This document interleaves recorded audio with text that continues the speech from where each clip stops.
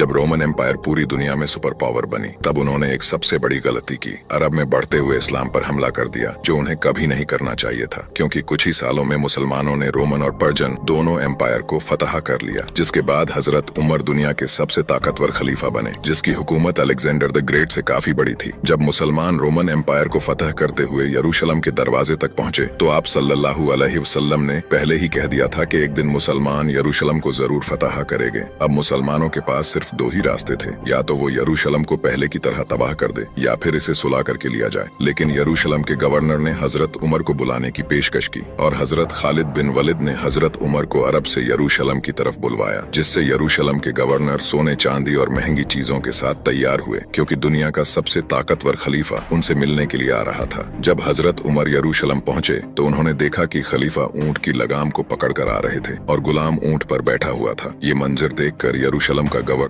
दुनिया का सबसे ताकतवर खलीफा पैदल चलकर यरूशलेम आ रहा है, ये देखकर यरूशलेम का गवर्नर हैरान रह गया, क्योंकि इससे पहले जो भी बादशाह वहां आया है उसने यरूशलेम को तबाह और बर्बाद कर दिया था। जब वहां के गवर्नर ने हजरत उमर को देखा तो उन्होंने बगैर खून बहाए बैतुल मुकद्दस की चाबी हजरत उमर को थमा दी, लेकिन उन्होंने एक शर्त ये रखी कि मुसलमान यहूदियों को यरूशलेम नहीं आने देंगे। हजरत उमर ने उसकी इस शर्त को नहीं माना और यहूदियों को भी बैतुल मुकद्दस आने की इजाजत दे दी। इस तरह पहली बार यरूशलेम इब्राहिम अलैहिस्सलाम के बेटे इस्माइल अलैहिस्सलाम की औलाद के पास आया। 350 साल तक यहूदी, मुसलमान और ईसाई शांति के साथ यहाँ पर रहने लगे।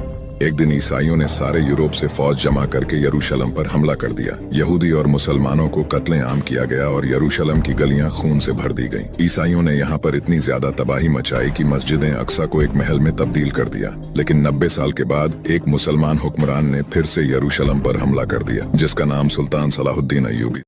अगर तुम लोग अल्लाह के शुक्रगुजार हो और उस पर ईमान ले आओ तो अल्लाह तुमको अजाब देकर क्या करेगा, और अल्लाह तो कद्र शनास है, दाना है। अल्लाह इस बात को पसंद नहीं फरमाता कि कोई किसी को आलानिया बुरा कहे मगर वो जो मजलूम हो, और अल्लाह सब कुछ सुनता है, जानता है।